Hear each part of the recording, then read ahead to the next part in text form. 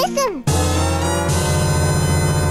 Welcome to Nintendo Voice Chat. This is IGN's Nintendo podcast. My name is Filip Musin, and coming up on Nintendo Voice Chat, we have a bunch of stuff coming up. We finally have a release date for Yooka Laylee, and as well as a bunch of exclusive, or I wouldn't say exclusive features, but new features that are coming to the game for the Switch version.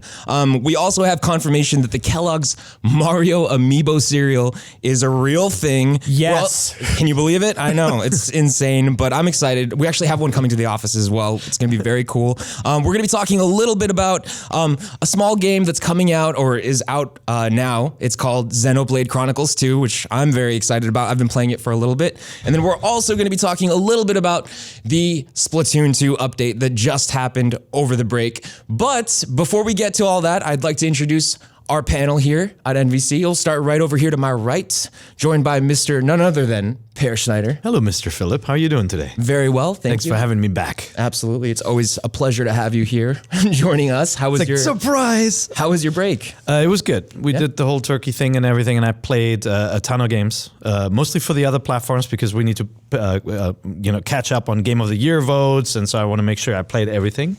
And played a bunch of board games with the kids too. It was good. Sweet. Now I'm super tired because I was on vacation. Nice. Now you need another vacation. That's how it works. Sure. Yep. And over here to my left, we have Mr. Brian Altano. Hey there. Hi, Philip. Hi, everyone else. Hello. Hello, Brian. Salutations. I, too, played a lot of video games over the Thanksgiving break. Game of the Year is coming up, and it's important to catch up on everything, which is exactly why I played 8 hours of Skyrim on the Nintendo Switch. I did not expect I to be doing that again. I had 2 cross-country flights in like 4 days, downloaded it right before, and I just jumped back in that world. I hit the giant in the leg, and the mastodon trampled me, and I stole his cheese and meats. It's just nonsense.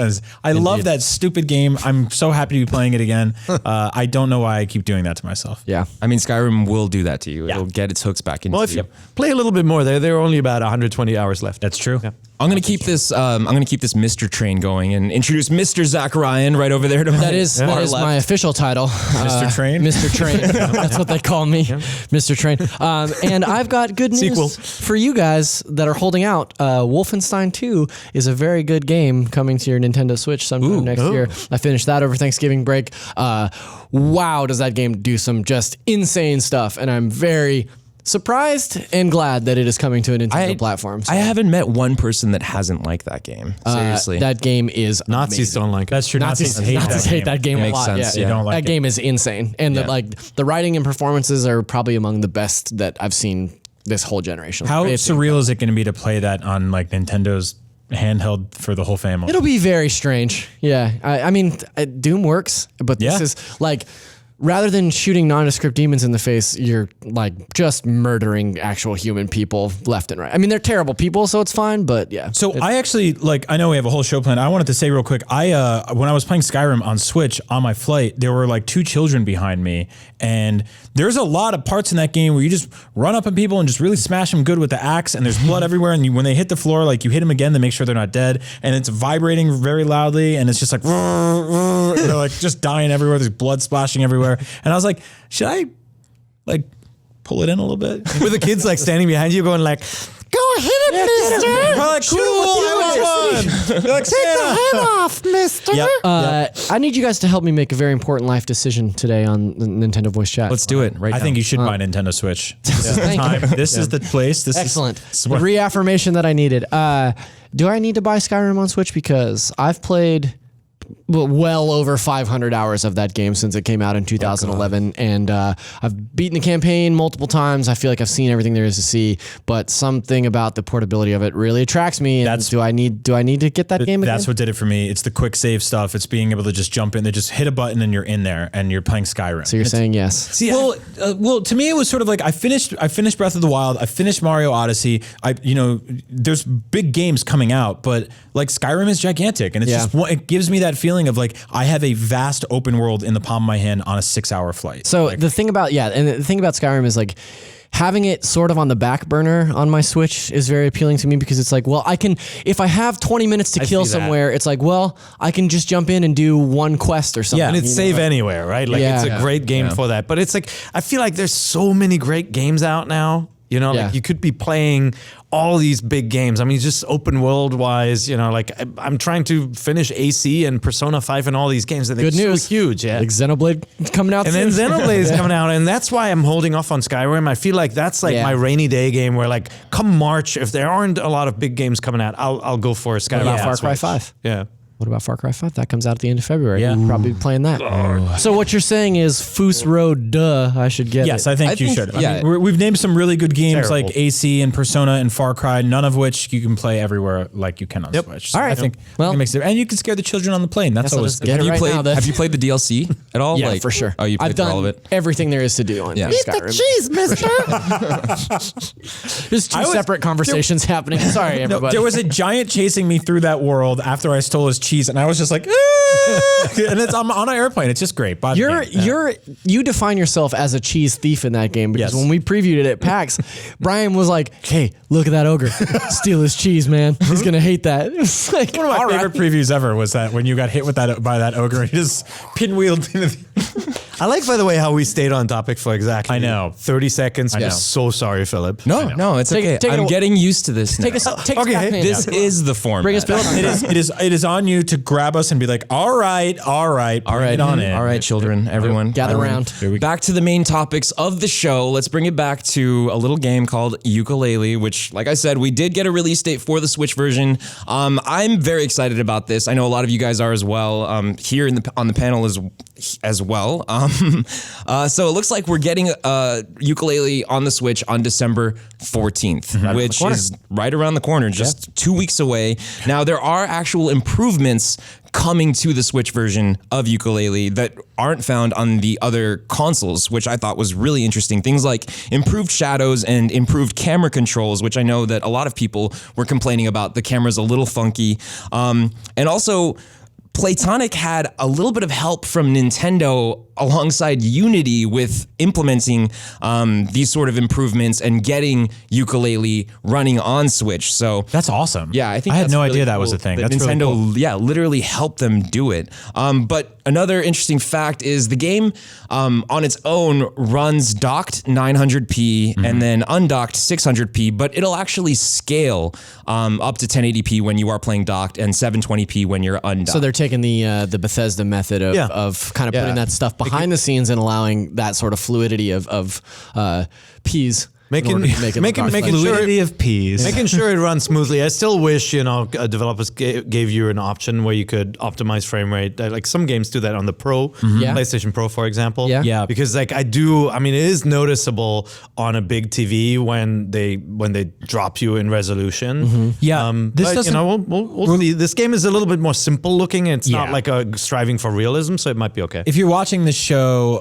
not listening to it, if you're listening, we'll describe it. But we're seeing gameplay right now, and it doesn't look blurry like Snake Pass did, which was a Unity game, a 3D platforming Unity game. Obviously, a lot less taxing this because you couldn't fly. It does look a little framey from time to time, though, Yeah, which is a bummer. What I'm interested in is this is a game that for the longest or for its entire life existed in a pre-Mario Odyssey universe. Exactly what I was going to say. And now I just finished. I'm done with that game. I have every moon is defeated. You should watch my video on the 8 most frustrating moons to see how tough some of those were.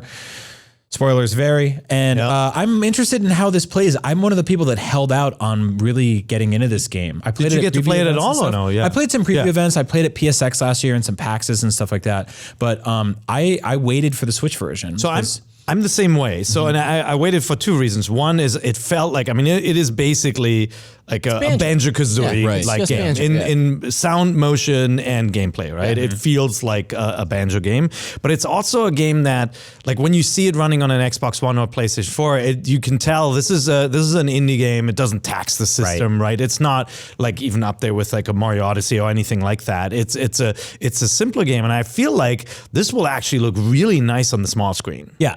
Playing it on the Switch on the go, I think it will feel like a next-gen Banjo-Kazooie, more so than when you're playing it on your PS4 and like a 70-inch TV. Yeah, that's interesting you say that. Grant Kirkhope, who did the soundtrack, he also did the soundtrack for Mario and Rabbids, all the old Banjo games, like old school Rare guy. He was tweeting about this game and how happy he is for it to come to Switch. And he pointed out that this is made by a very small team. This is effectively an indie game. This is not like a Tiny AAA platforming game. But it's weird because Mario Odyssey was kind of the most Banjo Mario game. Yeah, in absolutely, in terms of yeah. like quest structure or lack thereof. Powers and all You know, that, yeah, just kind of throwing you in a world and having you collect stuff and not breaking that in sort of pausing the game and pulling you out and just letting you continue to go. I'm interested in this game. I definitely want to give it a shot. It's cool. It's going to sneak in before the end of the year too. Our very own Marty Slivers gave this game 7 out of 10 on the other platforms. And if it is truly optimized for Switch, then maybe we made the right call holding out, because maybe we'll see a warmer reception here than on other platforms. And that's not to say that a 7 out of 10 on the IGN scale is good, not great. So who knows? It could be a real winner on this platform. He did say I've played a little bit of it when it first came out, but I, like you guys, am waiting for the Switch version. Like that's exactly what I'm excited about. It just feels like it belongs on a Nintendo platform. Exactly, yeah. And it looks like it does anyway. With the fact that it's coming out now in a post Mario Odyssey world, it is a little unfortunate, but at the same time, there are, I feel like, people out there like you, Brian, who are done with Mario Odyssey at this point, or at least ready for a little bit of a break, that maybe want to try something like Yooka Laylee. And it's coming out right before Christmas, right before the holiday season. So I think that it does have a good chance of doing well. Like it might do okay. So yeah, this was like suddenly a very noisy quarter for mascot platforming games. Like they all just ran in at the same time to hang out with Mario. Thank God for Bubsy. I mean, I was worried that it was just going to be Mario Odyssey, but I was hoping you wouldn't reveal IGN's Game of the Year having just like that. Having Sonic and Bubsy back was definitely there it is. No, I mean, obviously it's great bad. to see. Bad man. I think it's Bad great fur to have day. platformers back. You know, I want them to do more new things though. You know, that's the important part. And you know, Cuphead certainly married like platforming and shooting, and that was cool. So Yooka Laylee, from what I've seen though, it is Banjo, right? Yeah, and I wonder how a traditional 3D platformer stacks up to a post Mario world, because I think the smartest thing about Mario Odyssey is that the capture mechanic allows you to play 7 different mini games. You know what I mean? It's like multiple different play styles encapsulated in each of these kingdoms, and so it'll be interesting to see what ramifications that has on people's perception or reception of Yooka Laylee when you have one move set throughout an entire, however many worlds there It evolves, I mean, you get more moves. But you guys play Cameo when that came out, remember? The elements Cameo of power? was, Unfortunately, that was a capture game, right? Yeah. Like Yeah. you could change your powers. And, it just had the most garish art direction. Yeah, I just it was couldn't. weird. I couldn't. I'm not. I still went to enjoyed art it. school. Oh, I'm Brian Altano. Well, I'm glad one of us did, and because that team didn't. Oh, come on! Yeah, I love old rare. Cameo was This when little like stuff developer. started to dip. You open it up, man. That was a that was burn. my fault. I set him up and he knocks him down. You know what I mean? all And right. for the record, this is what I'm doing with my art degree, so not much.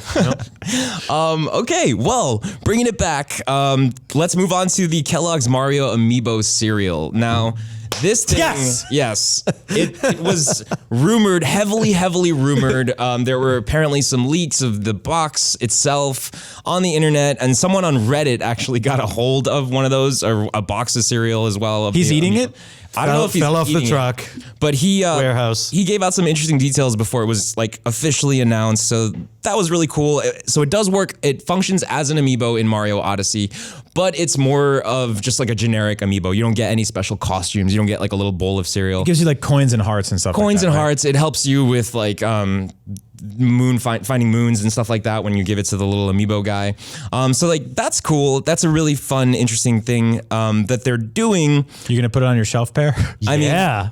I'm gonna put vanilla cereal on my shelf. All 7 regions. I said that like I'm being sarcastic. I'm totally putting It's that an box on my amiibo, shelf. right? Yeah. So technically, it's. I mean, anything can be an The amiibo. whole box is an amiibo. Yeah, It's the not. Well, no, it has an NFC, But it's not. circuitry It's in there, not a the little- specific so dependent box to box. It's not like you scan it and it's like, oh, this is the. No, so Bowser it amiibo. knows it says in the game that it's a delicious amiibo. Right. So it does recognize it as a unique thing. That's funny. But it's not, unless they update the games, it doesn't have any specific power right now. But like that opens the door for more of this stuff, right? Where you can scan items you buy. So Max and I talked about this on Up at Noon earlier today, and we went to Safeway, which is a grocery store here in San Francisco, to buy a cake for our guest Janina Gavanka because it was her birthday. When we were there, this is a walk.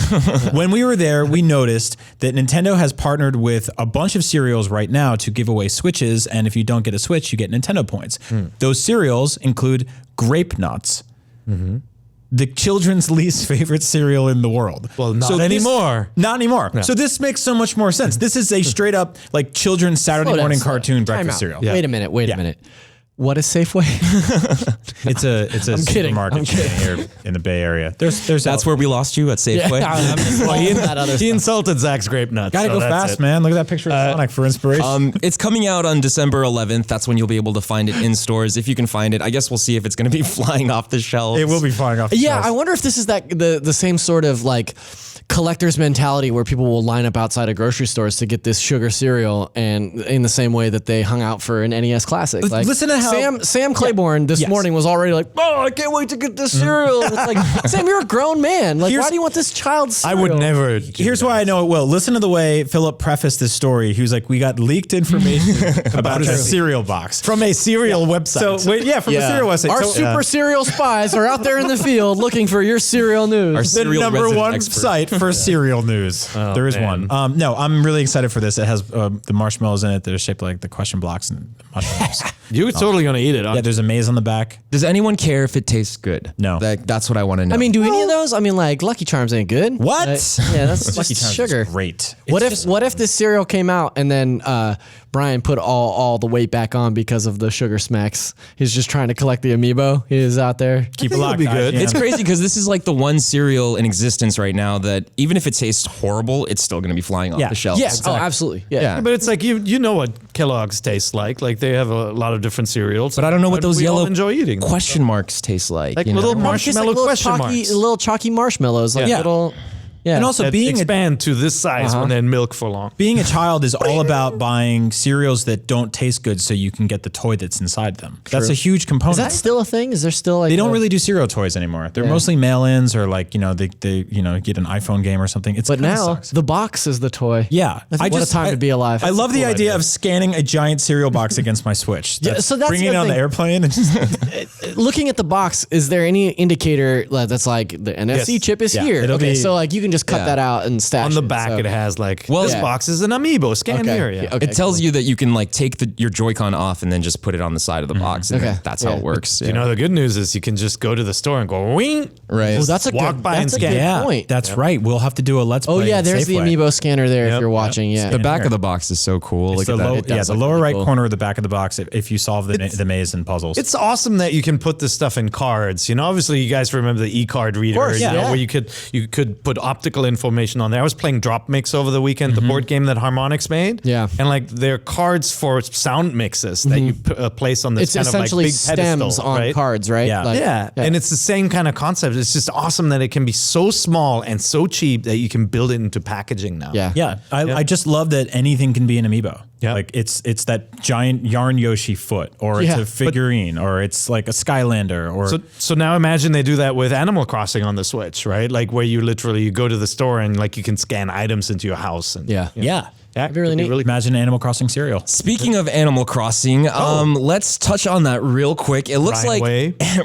Brian Way. It looks like Animal Crossing has over 15 million downloads, and it's becoming one of the most downloaded mobile games. That's incredible. That's really cool. I've been playing a lot of it. I think I'm level 16 now. I'm about there too. I think I'm level like 16 or 17. Yeah. We're probably all Children. playing it here. It's got a long way to go until it wants to compete with like Angry Birds or Clash of Clans or anything, any of these games that are in the hundreds of millions of downloads. But that's a good start for them. I am level 32. Brian's double the levels. of us. 32. 32. Yeah. Yeah, Brian was texting How me much images. money have you spent on this game? $9. Wow. Yeah. Brian was That's texting me pictures of all these different critters that were showing up at his campsite over the weekend, and I was getting very jealous because it's like a skunk and like an alligator with a Mario shirt. Oh, there's an and, like, Italian alligator shows up. There's a gorilla that's like, build a weight bench at your apartment so I can come over. You're like, that's weird. It's a weird thing to ask me. Yeah, the thing that it's been an interesting ride with my time with Animal Crossing because initially I really loved it and I was really playing the hell out of it. I've dropped off like pretty quickly. Right, like yeah, same now, here. so I was playing all day the first few days that it came out, and now I'll log in the morning when I'm on the bus to work, and I'll log in at night before I go to bed and just do like a couple of like little random things. But it got to a point where everything was taking super long to craft, and I'm not willing to. I spent $5 to buy the starter pack. just because I was enjoying the game enough that it felt like it warranted the price of admission. Want to give some back? Yeah, absolutely. That being said, like I'm a sucker for like seasonal updates and things like that. Oh. So I'll jump in and do like a good Christmas costume. And you're just in time because they just launched that. Yeah, right? today. Yeah, It just launched today. But I will say that it lacks a lot of what I love about Animal Crossing. It really bothers very me. condensed, very small. It really bothers me that the writing isn't unique to each character. Like you'll read canned things from character to character. Like some characters will just straight up say the same exact things but have different suffixes at the end. You know? And it's like that's the charm that I love about Animal Crossing on 3DS or on going back to the GameCube game. And that portion is sort of missing for me. So I think that's what deters its longevity. Yeah, I will say that the obviously this is not New Leaf, not even close. Right. You know, but this is a fun distraction to have on your phone between. It's not even Happy Home Designer. Yeah, not even that. But I think it's got enough of the core elements of Animal Crossing to keep me checking in every now and then. That said, it's kind of finicky in that you don't really feel like you live there. My main complaint with this game is that your campsite, at best, with the best, most expensive furniture you can get, and by that I don't mean actual money. I did what Zach did. I just threw it some sympathy bucks because I was like, I've played like 20 hours of this thing already. Here's $9, you know, give me KK Slider and Tom Nook. Exactly. That's the deciding factor for why I spent money on it, because I was like, I want KK to come to my camp. Can I tell you what sucks about that?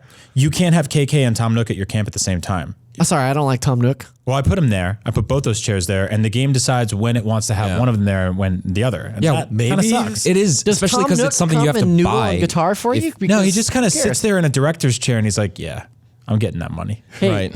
I'm going to use this opportunity to plug one of my favorite IGN things of all time ever. Back when I was producer of Up at Noon, one of the very first episodes that we did, Brian did a rant to camera explaining what Animal Crossing was, and it is one of the funniest things I've ever seen in my life. I will put it in the show notes in the description for the show. But so good. No, it's giving me a lot of opportunities to just like poke around how stupid and goofy the world of Animal Crossing is. It's so like rife with like comedy and just nonsense, and I kind of love it for that. I will say, in terms of like a structure to make money for Nintendo, I'm mostly getting by without having to spend anything. Like I feel that the loop of gameplay here of like finding stuff in the town, giving it to villagers, getting some cool stuff in return, building some furniture. It's not a traditional Animal Crossing game, but it very, very rarely makes me feel like I have to go and spend some money. Right. I think it has the spirit of Animal Crossing. Like it definitely feels like an Animal Crossing game, even though it is so different. Yeah. But at the same time, I just think that it's so smartly implemented to be such a casual experience, where it's a game that I could pass off to my girlfriend who doesn't really play video games, and she's actually having a great time with it. You know? So I love that aspect. I tried to pass Animal Crossing off to my girlfriend that doesn't play video games. So she said, "Why are you playing this child's game?" Really? Nah, I don't have a girlfriend. I don't have a girlfriend. I'm curious to see. Congrats. I was like, I'm curious to see what happens to the game over time now, because the top grossing games in the App Store are games where the developer, first of all, treated the game as a service and released new content for it, but then also tweaked the monetization formula. And they, the biggest guys have machines. They release a new element or they change a price point, and then the system automatically reacts to whether people drop off or spend more. And so we'll see if Nintendo is as, I don't want to say evil, but is as calculating as that, or if they're a little bit less and I'm involved. I'm finding this stuff in this game that's sort of like evocative of an old Animal Crossing game, in that I'm expanding my camper, which is sort of like paying Nook for a bigger house and stuff like that. But at best, your home, which is your campground, always just looks like a crappy yard sale. Like it's just like stuff thrown about outside. There's no walls or anything like that. So all that stuff is weird. But I think if they start adding cool new items, like Animal Crossing is a game that sort of ask you to return a lot and find things that are seasonal and play at different hours. And for a phone game, like those go hand in hand perfectly. So I'm excited to see this grow. I don't think it'll ever grow to be anything like what New Leaf is, but I think it will be something far more interesting than what it is now. If you look at Miitomo, like that really turned into something big, but it started with something that wasn't really interesting to begin with, Yeah, and I will say that UX and UI wise, I think that the game is brilliantly crafted. I think that the way that it plays, the way that you navigate through the menus, the way that you jump from island to island or area to area, I think it's very smart and very accessible. It's cool to tap on an animal that's like halfway across your campsite, and then all of a sudden you're engaged in a conversation with that one. And it's like, why doesn't the other games let you do that? Listen, bottom line is I've been giving you all dudes a bunch of kudos, and I don't see anybody trying to help me get into the quarry. And I've been doing good on my kudos part here. Yeah, well, I've been doing pretty good. A little more We're good with that. more handshaking from you, gentlemen. I got to get in that quarry and get some of those rocks. So. That's true. Well, Right, Zach. I'm excited about Animal Crossing. I'm excited to see where it's going to go and how it's going to evolve as a mobile game. But I'm also really excited about Aces of Luftwaffe. You're going to have to help me. Luftwaffe. I tried, Per. Air weapon. You're the one with the German names here. So yes, you and I have been playing a little bit of this game.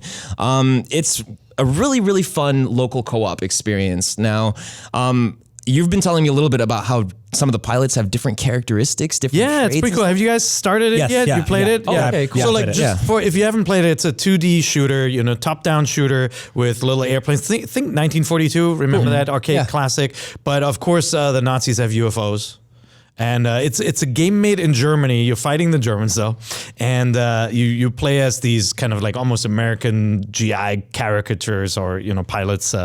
And you have, in addition to your airplane that you have at the center you control, you have your co-pilots. You have your squadron around you, and they help you and back you up. And what you're seeing, if you're watching this, you're seeing some of the co-op. You can play 4-player co-op, but even if you're playing single player, you have other squadron members around you, and they have personalities. They'll comment on stuff. It has voice acting, and they can wig out. There's one pilot who sometimes gets so mad, he goes crazy, and he goes berserk and he shoots at everybody, but he can smash into you and destroy your ship. Yeah, I really dig this game. It feels like a really beefed up Super Nintendo game almost. Bullet Hell. Yeah, Bullet Hell, right? And I don't think there are enough of those on Switch. The Neo Geo, ACA ports, those are cool, but a lot of them are very dated, and the progression is sort of based on like pumping quarters into an arcade. This feels like a game that works on Switch. We don't have enough shmups on the system, and this one's really cool. Yeah, like this has skill trees. You can like level up your characters, I guess. Is it leveling up? Yeah, you can spend points on getting more powers. I'm only a couple missions in, but I've seen like that character that goes angry. He's kind of like a wild card in your squad, which is pretty cool. There's another one that just falls asleep when he's flying. Yeah, and you have to wake him up. And the one pilot, she's afraid of heights. Yeah. So whenever you go to higher heights in the level, she goes, "All right, I'm out," and she disappears. And you're like, now you're down one person. Why did she sign up for that job? That's the joke. Yeah, that is the joke. Okay. Like, why are you? So you guys played co-op? What's that like? It's cool. I mean, look, this is one of those games when you, especially on the higher difficulty levels, there are a lot of bullets on screen, and there are a lot of airplanes on screen. Like it really, there's just a ton, and you'll have to kind of nudge your way through. So it can get pretty chaotic. I haven't tried 4-player yet, but it supports 4-player local. But even in 2-player, it's like, where am I? Right? Gets pretty frantic, but it runs really nicely, very turnkey.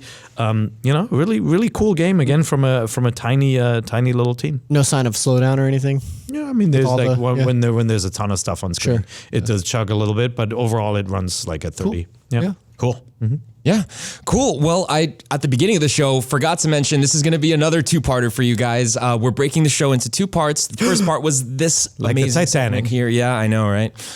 Second part, we're going to be talking more about Xenoblade Chronicles 2 and the Splatoon 2 update. So stay tuned for that.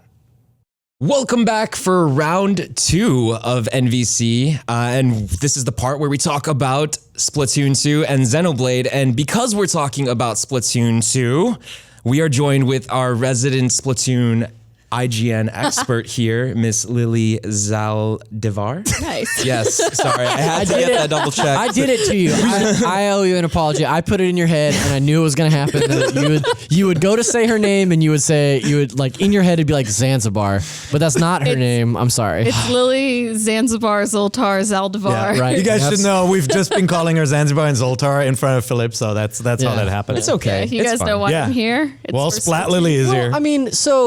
Outside of Splatoon 2, you're just like a very wonderful person, so it's nice to have you on the show. Oh, thanks. Yeah. But you do love the hell out of Splatoon 2. I do. So let's talk about that. I do. Should we? Yeah, let's just jump right into it. There was a big, massive update, update 2.0, I guess, right? Well, this one's the first one out of like the 2 major updates that are coming. The first one, which I personally think is the biggest, we got a new stage, which was Mako Mart which is like one of the biggest stages I've played on. Big Right. supermarket with Right. lots Yeah. of, they're like visually really interesting. Yeah. We got new music, 2 new bands, Ink Theory and Bottom Feeders.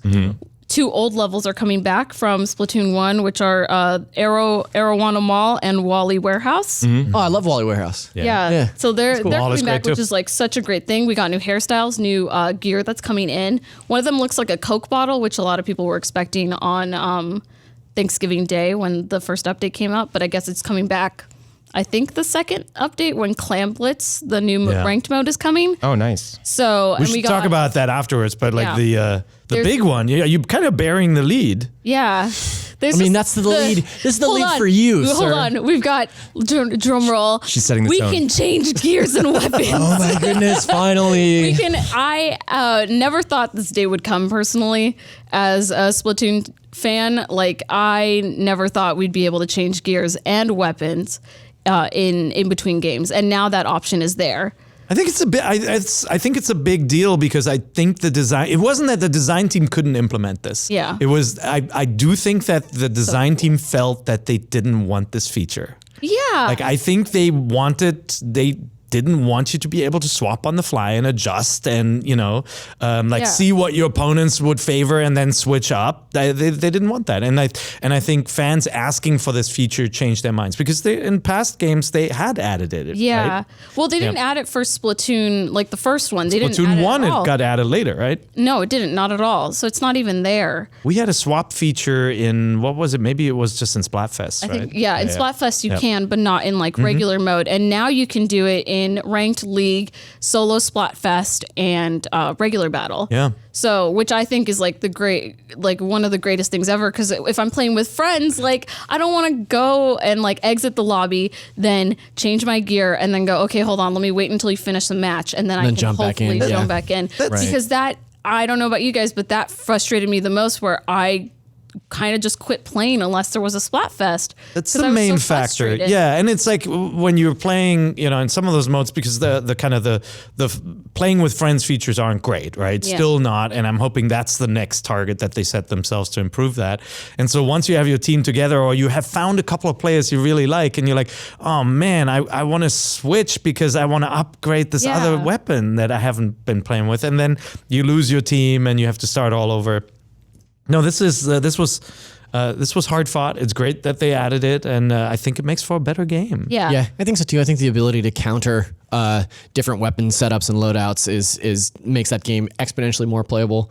And then adding 3 new maps? Yeah. because like that was the thing for me. Well, there's that- a 4th one that's coming up too. Yeah, We'll talk about that's that in a that's sort of what made me hang it up. Was like I haven't played Splatoon for a very long time because I was just tired of those maps. So it's really cool that we get some new areas. You did like Salmon Run too, though, right? Yeah, so there's new life for Salmon Run. Yeah, there's a new stage for that. It's called Salmonide Smoke Yard. Yeah. Which Delicious. You like the smoky arts, Yeah. right? Yeah, I haven't spent a lot of time there since college, but yeah. It's got a little platform elevator thingies that you got to spray, and it's Yeah. kind of like a 2-way split stage. I do think that like Splatoon 2 still needs, like, there's still a lot of like items that it needs to improve on. Just like now there's I think about almost 20 maps, and I think that they should now implement like 3 maps or do like what Mario Kart 8 does, which is where we vote on what map, like the 3 map choices or a random one. Yeah. So there's a lot that Splatoon 2 still needs to improve on, but I know that the past weekend I played with a lot of the NVC Podcast Forum people. Yeah. And it just seemed like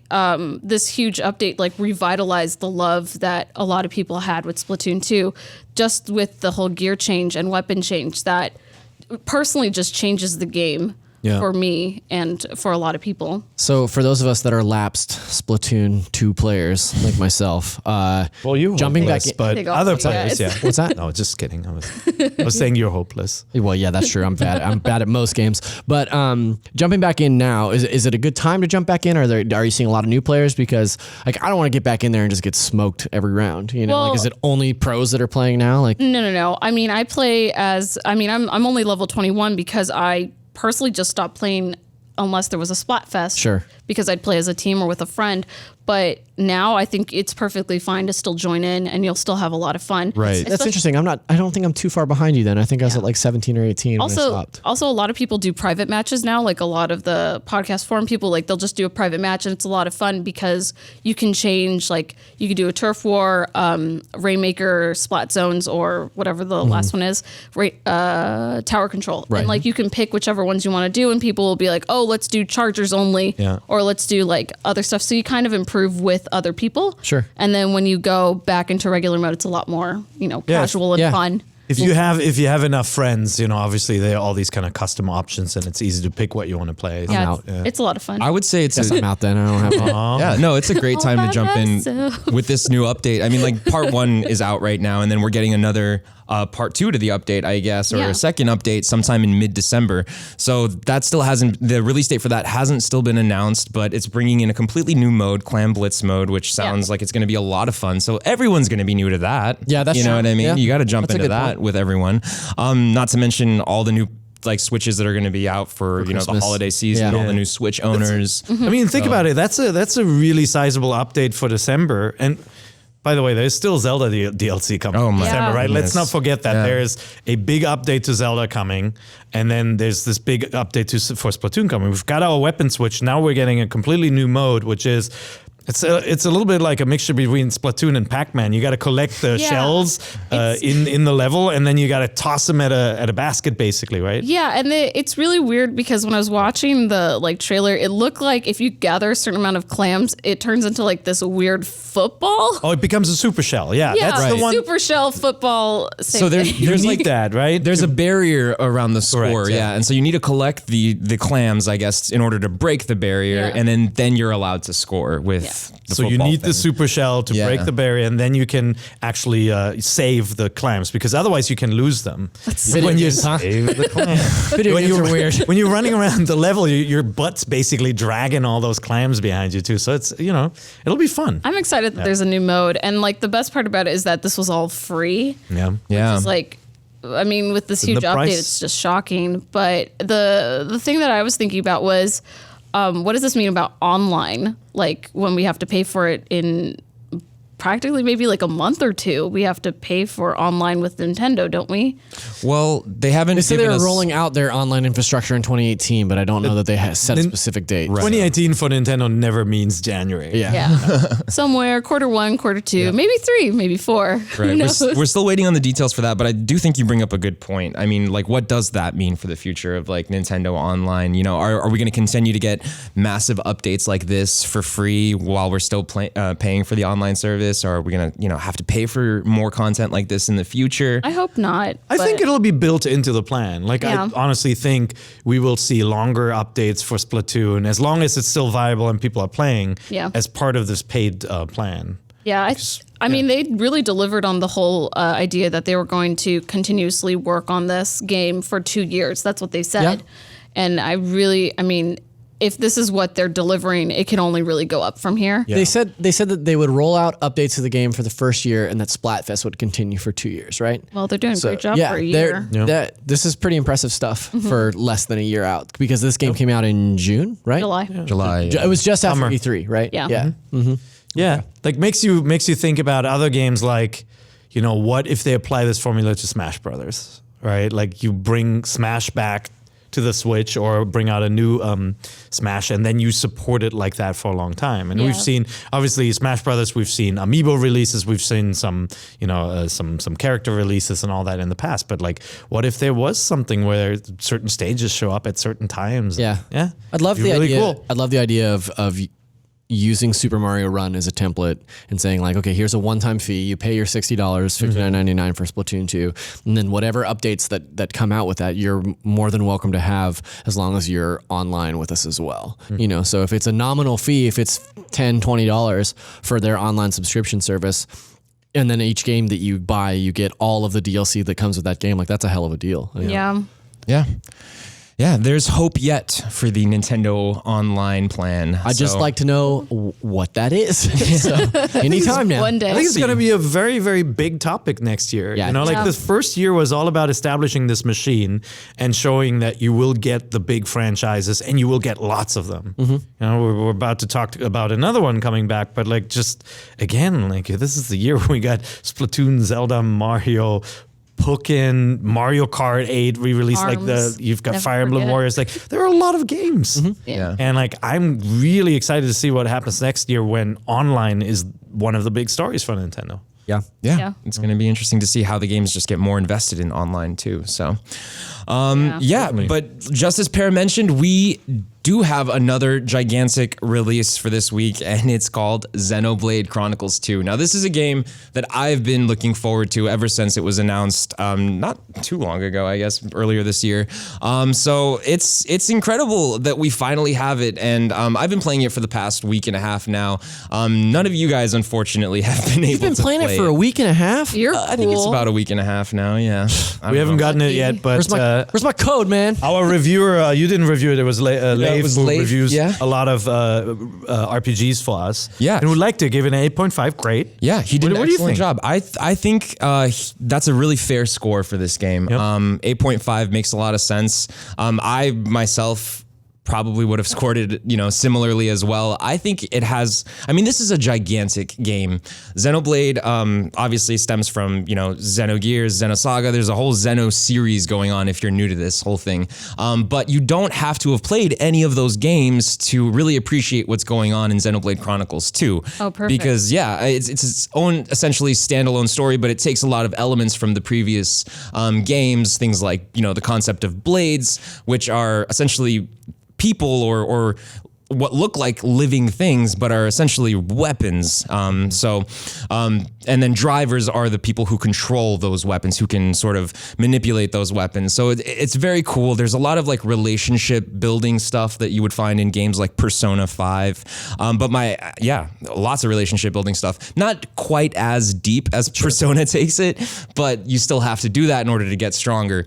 And it doesn't get too annoying either. The game kind of like really introduces that to you. So it's a little bit like how Final Fantasy there's a different story told every They installment, each exist right? in its own. Like Right. it used to be before 15, it was always, airships and crystals always figured in the stories. And there's certainly some elements that we return, but you can start with this and you don't have to worry about anything, right? Right, yeah. You can just jump into this game totally new to the series and really just appreciate it. Now, there is kind of I would call this a big learning curve here, but it's worth it. It pays off if you stick with it. Because the game is so big, there are so many different layers to the combat system, to the way exploration works, to the way side quests works, and even just like leveling up, getting stronger in the game. It just constantly is teaching you, even like as our reviewer said, up to 50 hours in the game, there's still like tutorial menus that are popping up. And that's totally true. Like I myself, like I said, I've only had it for a week and a half, but I'm about 15 hours in, and I'm still getting tutorial menus that are teaching me stuff.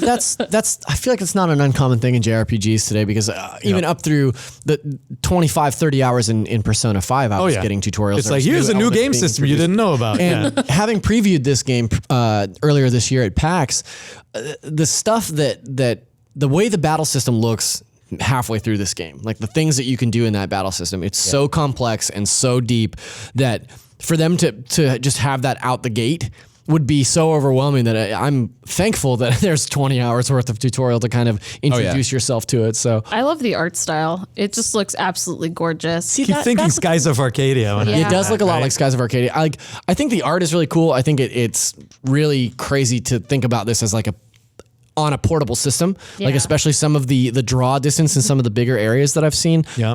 Some of the character design just completely astounds me. I don't understand what the deal is with some of these characters. Like it's like just the main character, Pyra, yeah. She's just like so overly sexualized, and none of the other characters are. It's so like incongruous to everything else. It's very strange to me. It's very that strange. It's like here's this teen boy, and then this like very like curvy, like hyper sexualized character that he runs around. That's weird, but I mean, play some more Fire Emblem and I mean, and yeah, other I get Japanese that. role-playing games. I get that, and I'm Yep. sure that censorship squad is going to come after me for saying this kind of stuff, but it just like, at least in those games, there's a common thread to the way that the characters are designed across the board. Like they're all very sexy. Yeah. But in this game, she just sticks out like a sore thumb to me. And I think that's a little strange, but Now I want to see this. I can't imagine it. I just want to see you judge Censor Squad. You the want the censorship Censor Squad? Yeah. I hope. Just kidding, I'm not. I'd rather not meet any of them. They Thanks. they follow Zach around. I think when you're out in this game, when you're out in the overworld, it feels really big. Like the scale feels huge, and Yeah. you'll walk past a couple of small enemies with a low level, and then suddenly there's this giant thing at a really high level, and if you mess with it, you're screwed. you're done. Right? It's a one-hit kill. The game is doing similar things that Zelda did, Right. where you can get yourself into big trouble if you're not careful and you're not humble in that world. Is it the same way that it worked in Chronicles X, in that there's indicators above each enemy that tell you what level you're dealing with? Yeah, Because, yeah. It shows you one the of the things. level. Okay, yeah, because one of the things that was nice about Chronicles was like looking at that game and looking at an open area and then seeing like, oh, that's a level 75 swamp elephant or whatever. I'm going to go this way. Nope. Swamp elephants? Yeah. Well, what you touched on with what you were saying, Zach, the combat system, that's actually my favorite part of this game. And I think it will be for most people who play it, because it's so elaborate. Now it starts off simple. It really does. Like, it's an auto attack system similar to games like Final Fantasy 15 and other games Now with you're auto speaking attack my language. systems. Yeah. But like, as you play, it just teaches you like these new mechanics, and it gets so deep with how many different like abilities you can chain with each other, with different blades. There's different arts that you can learn that have different effects, like toppling, which has always been a thing in the Xenoblade series. But like that kind of stuff doesn't even unlock until like I just unlocked it on hour 15. So yeah, I mean, it's just very surprising with what they were able to do with what looks like pretty simple. When you do watch it, it really does open up and become just unlike anything that I've ever really played as far as an RPG is concerned. You're going to stick with it? Oh yeah. Yeah. This is a game I honestly didn't think that I would finish something like this, but it's grabbed me. Like, it's pulled me in. It didn't take very long for it to, like I said before, there's a learning curve, but I'm really happy that I stuck with it, because I think that if you do, you'll appreciate this. It's a beautiful game. It's quickly becoming a lot of people's favorite game this year that I know have played it, even more so than Breath of the Wild. Oh, wow. Hey, which is weird. Careful. I know. Yeah, that's Easy, that's Tiger. Weird I know. sacrilege. I didn't say it was mine. no, I didn't say that was mine. Lily, do you play RPGs or no? Sometimes, I mean, the last one I played was Final Fantasy 15, and after that, it's been a while. But I mean, I'm pretty much captured by like the footage that I'm watching, and I'm like, I'm pretty invested in this. Yeah. And I know that if I ever encountered an enemy that's like way above my level, you just hear me go, nope, no, bye. I'm getting out of here. And I really want to play a game like that where I just get really immersed and I play the character in my head. Yeah. I think this is the last like big game of 2017 for me. Like, I think of the list of things. Anybody, that I need well, no, but I mean, like, just personally, like, I know a lot of people are sort of in this rush to finish a lot of stuff before the end of the year, and to me, it's like this is the last thing that I really want to sink my teeth into and try to finish before the year's out. So I'm glad that it's coming out right at the beginning of December. It'll give me some time to really think about it and try to get at least a majority of the way through it before Game of the Year voting happens. So I sort of know where it lays on my list, unless something crazy happens on the back end. But I'm definitely going to start playing it too. I mean, I have 80 hours of Persona 5 left. Same. From what everybody's saying, however long that game is. But I do want to get a feel for this game as well. Hey, but what if Persona 5 came to Switch? It's difficult because Sony co-financed that, right? So Persona wasn't on the Xbox. Persona 5 would be awesome in portable format, and it is not a like visually so taxing that it can't be done. Like it can absolutely make it. Yeah. But that's Atlas is tied into PlayStation with that. Hey, but what if all games came to Switch? What if all games came to Switch? But what if we would never talk to other humans on the bus again? I mean, we would have like micro SD cards on micro SD cards. There you go. We'd scan our faces with cereal boxes. Perfect. Yeah. Oh man. What's one other platform game that you would want to see on the Switch? Like, what's the first thing that pops to mind that you would want to take? Well, of course, it's Cuphead for you, Lily. Unbelievable. Destiny for me. Yeah, me too. I think Destiny Really? on Switch. Yeah, no, for me definitely Persona would be right up there, and then I've always said Plants vs Zombies: Garden Warfare. That one seems easy. Oh, that'd be it's so fun. 2 Yeah. or 3. It just belongs on this platform. Yeah. You know, Interesting but choice. until when Splatoon gets boring, there better be a PvZ game there. Yeah. Oh yeah, that'd be fun. I would like another shooter besides Splatoon 2 to Yeah. sink my teeth into. What about Doom? Yeah. Then I like But I enjoy that one on like Xbox instead. Sure. yeah. No I offense. Also like games like Civ. It would be awesome if they could figure out how to pull off Civ again on a console. Civilization Revolution was actually a really, really good game, especially with multiple players. And we don't have. I feel like there's room for good strategy games on. What about Yeah, Mario like, versus Rabbids or Mario plus Rabbids? Yeah, that's different though. XCOM 2. That's more like Mario the and Fire Emblem style strategy. Sure, you're talking know? about like It's like controlling massive squads and stuff like that. I'll Yeah. take FF Tactics and Ogre Battle and Tactics Ogre and all that. If they brought Tactics Ogre, Let Us Cling Together, Yep. I would lose my mind. Like that would just they We'd brought never it see to Zach the again. PSP Or Vita. I can't remember which. I think PSP a few years ago. Oh man. or Ogre Battle. I want to ride my bicycle, or Ogre Battle Killer Queen, or I'm just kidding. Ogre Battle games are named after Queen songs, Queen which is songs, why saying any of those titles always sounds ridiculous. Yeah, absolutely. Yeah. I know this sounds. Are really you talking about dorky. Ogre Battle? You person of lordly caliber, you. Yeah. I think besides Cuphead, I think the only 2 games that I'd want would be just like oldies but goodies, which are Sly Cooper and Jack and Daxter. I think those would be fun on the Switch. I know Sly Cooper is on PS Vita, but that's like I think it's Sly Cooper. Those are 4. both like they're intrinsically Sony owned. franchises too. They're all owned. Yeah, but like I mean, this is in a world that We're talking. This is a very pie in the sky this conversation. Is like, so if things could happen, I'd want those 3 games. Weirder things and have happened. You'd never right? see me. Yeah. You'd never see me again. Bungie was in the Xbox camp, right? Like weirder things have happened, but it is, obviously like Monolith is owned by Nintendo, Yeah. right? Like for anybody jonesing for a Xenoblade game, it would have to be a rare like sale, but it has happened in the past too. Yeah. yeah. Cool. Yeah, well, there are a couple other news things that we are going to run down just because I absolutely want to share the news. SteamWorld Dig, which is one of my favorite indie games ever released, I think, at this point, has almost sold 10 times more on Switch than Steam. That is insane. Wow, guys. Yeah. That's incredible. I heard you like this game as well. Yo, that is probably in my top 3 this year. Like Yeah. that game is amazing. Yeah. And if you haven't played it yet, Yeah. over here. Zoltar, did you play it?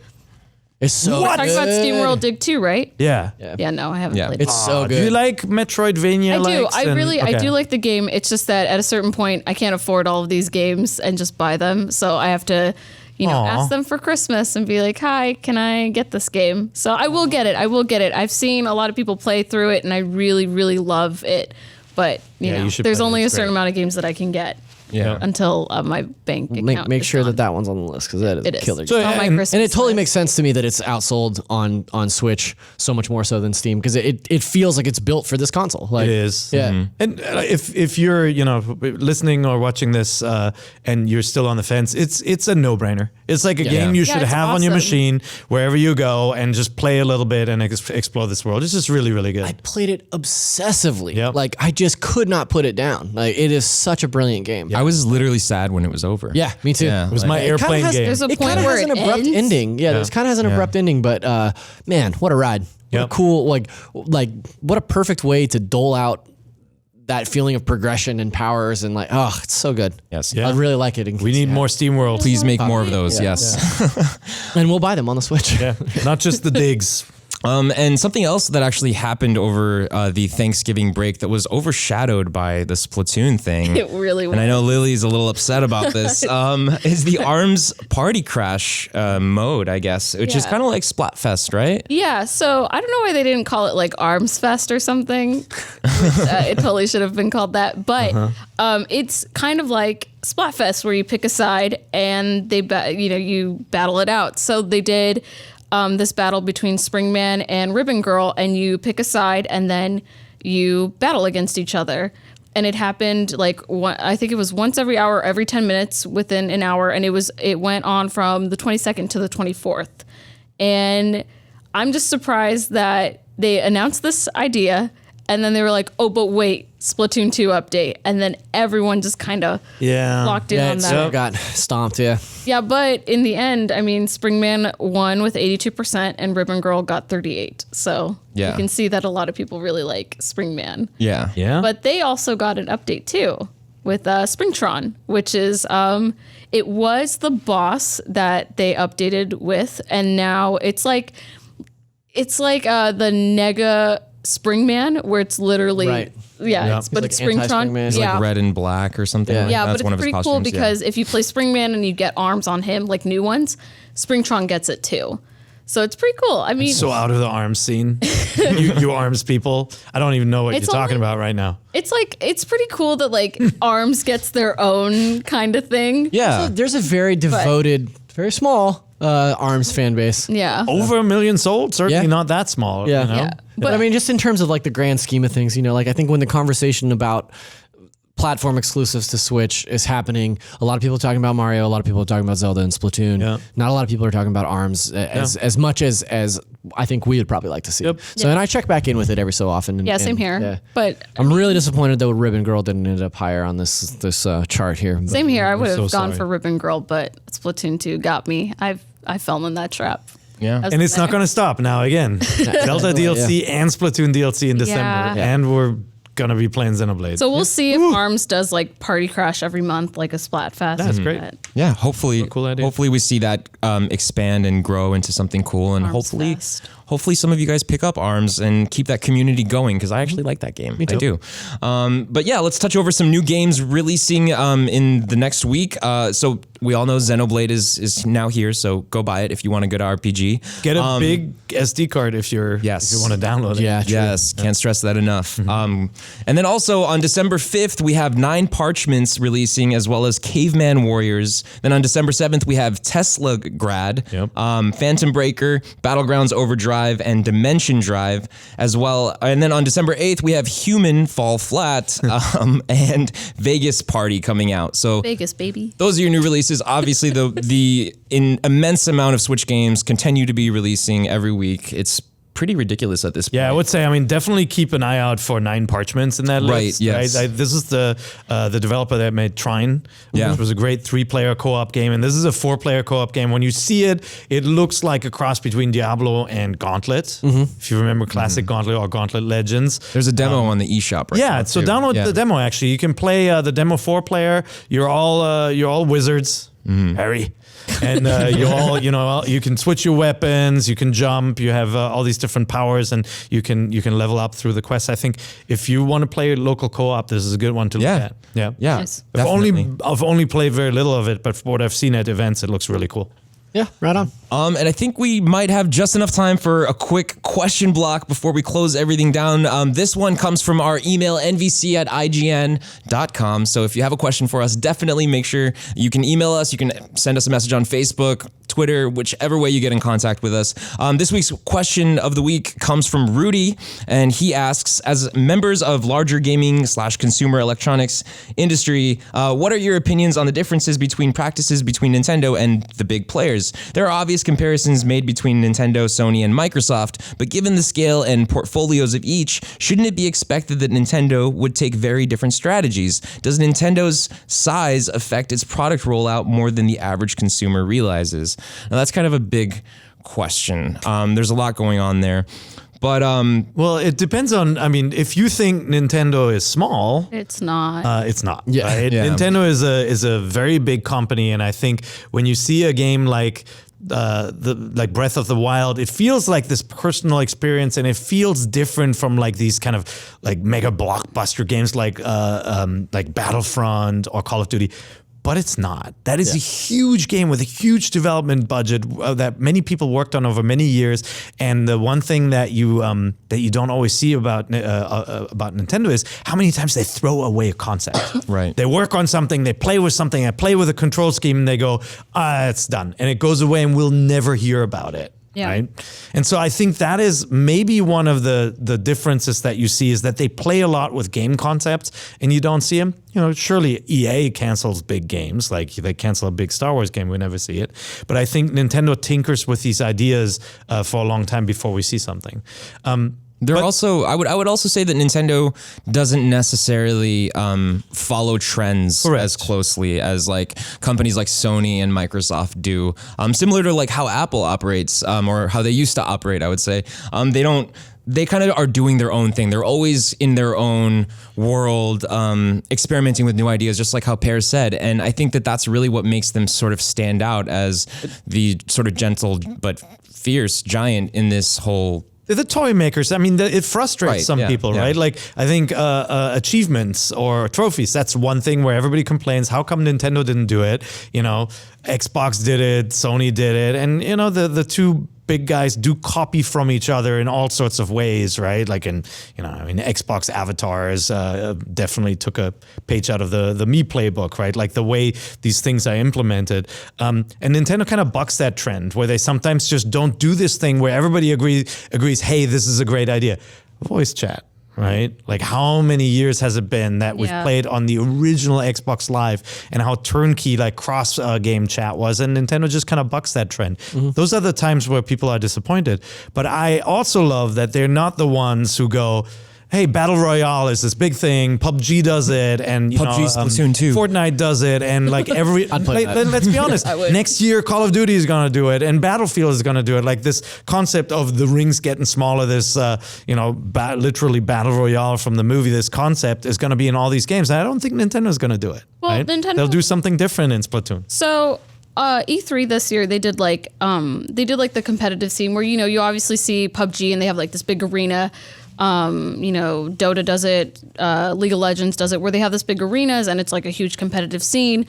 But Nintendo did it, and it was like very relaxed, and it was ARMS and Pokken Tournament and Splatoon 2. And Splatoon 2 was the only one where they had actual like different countries that came in to compete, but it didn't seem very like competitive. It was very like fun-natured competitive. And I think that while Sony and Microsoft are bigger, Nintendo has their brand where it's very friendly and fun, and they don't want to lose that. And I mean, not saying that Sony and Microsoft, their stuff isn't fun. It's just that Nintendo is fun, and it's not like, it may seem smaller because the idea of what they're doing has become smaller. Yeah. Sony isn't doing what Nintendo is doing. There's such different companies. I mean, revenue-wise, Nintendo certainly is not a small company, right? Like, let's not judge the company by the Wii U era. Like, let's look at the Wii era, and they're so highly profitable compared to the other guys, right? Like, the Xbox division is not always operating, anywhere near what Nintendo pulls down, even during some of the rougher years. I think that the reason that we are enjoying the Switch era now is because of the success of the Wii era. Yeah. Like, they can take a hit like Wii U because they are Nintendo. And that is ultimately what is different to me about their company compared to Sony and Microsoft and et cetera, is that they will always march to the beat of their own drummer. Like they don't necessarily, and you said this, but like they don't necessarily need to conform because brand recognition wise, loyalty wise, innovation wise, Nintendo has always outpaced anybody that's come up against them. They ran so many people into the ground in the 90s and early aughts that they are a company that has withstood the test of time and is synonymous with video games. So I think that in terms of, and they know that, right? And so I think that in terms of what they do differently is when people come to them and say, well, hey, Nintendo, it's time for you guys to consider this. Their answer is like, no, we're going to do what's best for Nintendo and what we think is how we want to steer this industry. And we're not going to worry about what these other guys are doing. And the last point I'll make is that Nintendo has been around longer than the other guys who are still alive, the other console makers. And so I feel like they've tried so many different playbooks. And when today you say, well, why aren't they like the other guys where they're building the most powerful console ever made, like, Xbox One X, or they're building, the PlayStation 4 was very advanced when it came out at the time. And the Switch is not as advanced, obviously, and it is a lower price point at debut. But if you go back in time, the Super NES was the most powerful console on the market. And they've tried the strategy of partnering with Capcom to release Resident Evil exclusively on the GameCube, for example. And so I think they've done it all, and this is where they are at this current point in time. You're totally smiling. It's because it's not the most powerful, but it is like the most innovative. Yeah, it's fascinating to see, from Nintendo's origins, in video games, to at this point where they are now, where we have these amazing Switches in front of us. It's crazy cool, and I'm excited to see where it's going to go in the next few years as well and beyond. But that's our show this week. Thank you guys so much for tuning in. Before we wrap it up completely, Per, where can people follow you at? You can find me on Twitter at PerIGN. Cool. Very easy. Lily, where can people find you at? I cool cat Lily Z and the NVC Podcast Forum. I'm always there. That's true. Yeah. Awesome. And Zach? I'm on Twitter at ZachariasD. Awesome. And you guys can follow me on Twitter as well at Filip Musin. Thank you very much for tuning in, and we'll see you next week. Get the cereal. Bye, guys. Oh, yeah, the cereal.